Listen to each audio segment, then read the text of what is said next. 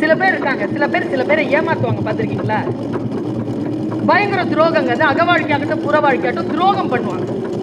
துரோகம் பண்ணிட்டு என்ன பண்ணுவாங்க, ஒருத்தனோ ஒருத்தியோ ஆம்பளை பொம்பளைன்ற வித்தியாசம் இல்லை, ஒருத்தங்களை ஏமாத்துறாங்கன்னு வச்சுக்கோங்களேன், கேவலமா ஏமாத்தி விட்டுறாங்க. அக வாழ்க்கையிலயோ புற வாழ்க்கையோ ஏமாத்துறது, பணத்தால உடம்பால சுரண்டி ஏமாத்திட்டு போயிடுவாங்க.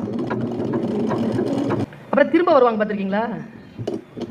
இவங்க ஏமாறுவாங்கன்னு தெரியும் அவங்களுக்கு. அழுவாங்க, பழைய விஷயங்களை சொல்லுவாங்க, பேட்சப் பண்ணிக்கிறதுக்கு முயற்சி பண்ணுவாங்க, எல்லாம் பண்ணி மறுபடியும் ஏமாத்துவாங்க. அவன் எழுதுறாங்க, ஒரு பையன், ஒரு துரோகம் நடக்கிறது, 2 பேர் இருக்கிறார்கள் என்றால் முதல் துரோகம் நடக்கும் பொழுது வெட்கப்பட வேண்டியது முன்னால் இருக்க வேண்டியவன். நம்பினேன், துரோகம் செஞ்சான், வெட்கப்பட வேண்டியது அவன். திரும்பவும் அவனே வந்து அதே துரோகத்தை செய்தால் வெட்கப்பட வேண்டியது அவன் இல்லை, நான் என்று சொல்லி எழுதினான்.